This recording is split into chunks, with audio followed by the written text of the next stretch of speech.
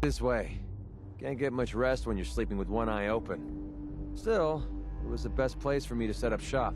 Diamond City's goons would have run me out of town, and wandering the Commonwealth alone isn't the brightest plan when you're hard up for caps.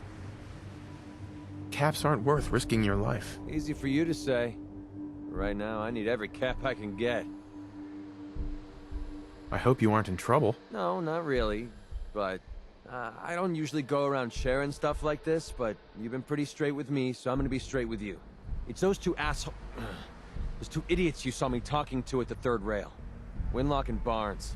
They've been hounding me for months, and it's been driving off clients. No one wants to touch me once they learn I used to run with the Gunners. And I figured if I could get enough caps together, maybe I could buy them out.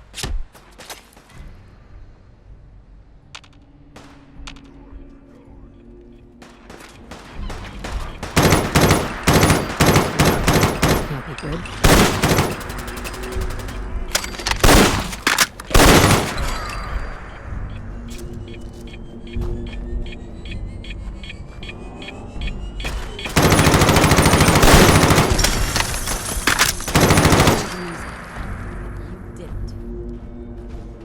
Hey.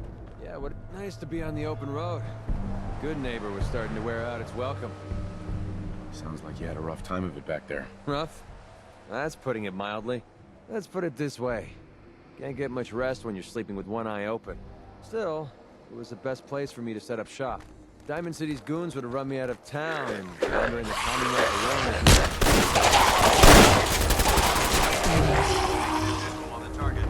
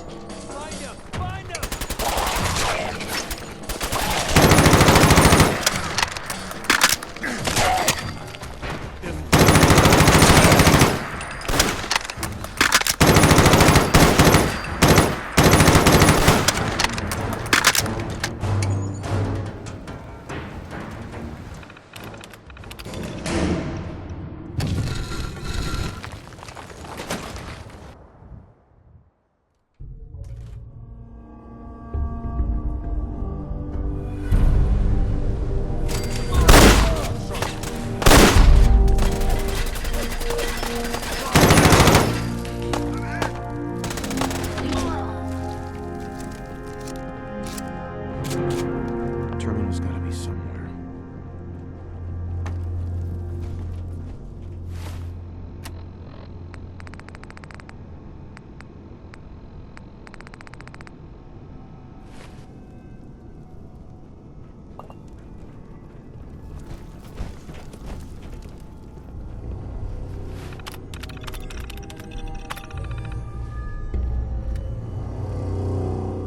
Do you have a minute? Sure, go ahead. When we first met, I admit, I had my doubts about you, but you've done nothing but impress me. You're just who the Minutemen needed to bring us back from the brink. Thanks. That means a lot coming from you. You've probably realized by now how important the Minutemen are to me. When I was a kid, the Minutemen were my heroes. They were the only good guys around, really. When I turned 17, I joined up with Ezra Hollis's company. He was one of the good ones.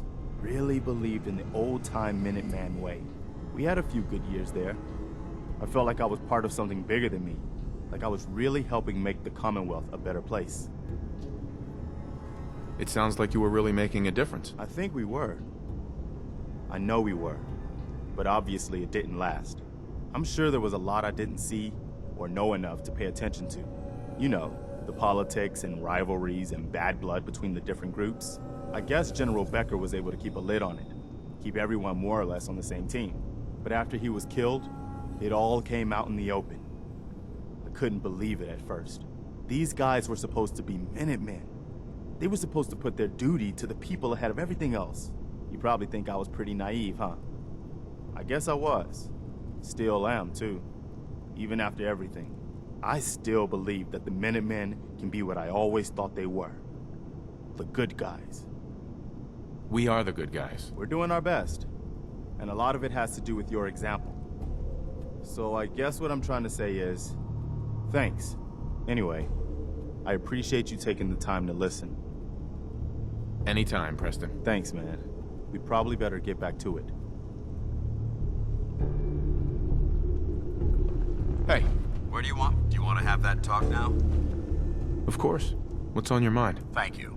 This isn't a formal meeting. I simply want to clear the air. I think we may have gotten off on the wrong foot when we first met, and I feel like I owe you an apology. Expecting you to embrace the standards of the Brotherhood without having a history with us was unfair. And given that you've adjusted so well to our beliefs, I don't think I needed to push so hard. That's very kind. Thank you. Well, you deserve it. When I was an initiate, my sponsor was Paladin Krieg, toughest squad leader I ever served with. He was a model soldier, embodying the values every trainee was striving to achieve. Fiercely loyal, secure in his beliefs, and brave to a fault. From the moment I was assigned to his squad, I was singled out. It felt like he was pushing me harder than the rest of the team. I fought by his side for years, and we had some seriously close calls. But he never explained to me why I was treated that way. It sounds like he was trying to motivate you. If he was, I never got a chance to ask. After I was promoted to Paladin, and I'd moved on to my own squad, I received word that Krieg was killed at Adams Air Force Base. The news was like being kicked in the stomach. I mean, I'd lost some of my brothers and sisters before, but his death, well, it really got to me.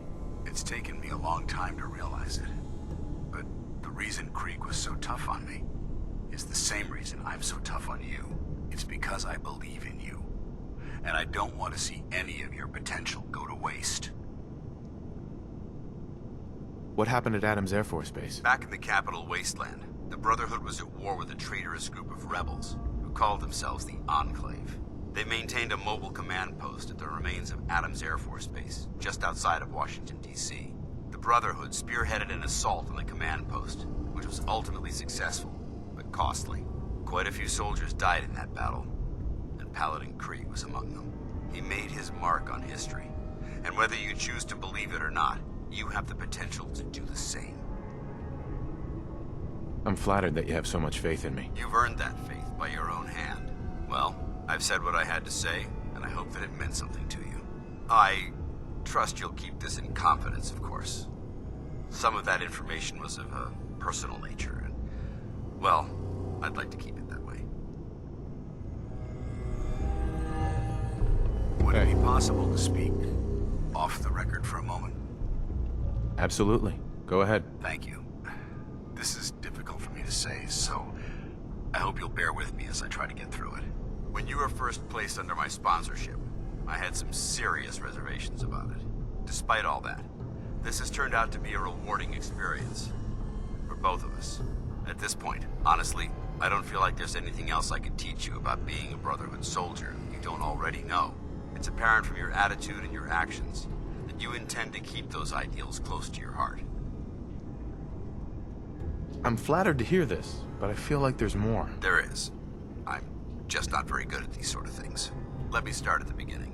I grew up alone in the capital wasteland. Spent most of my childhood picking through the ruins and selling scrap. When I was a bit older and had a few caps to my name, I moved into Rivet City and opened a junk stand. While I was there, I met a guy named Cutler. We got along pretty well. Watched each other's backs and kept each other out of trouble. When the Brotherhood came through on a recruiting run, we felt like it was a way out of our nowhere lives. So we joined up. Rivet City. Must be post-war, because I've never heard of it. You're right. It was a settlement, built inside the remains of a beached aircraft carrier. One of the safest places to live in the capital wasteland, until the Brotherhood arrived. It was the perfect location for me to try my hand at being a merchant. I have a hard time picturing you as anything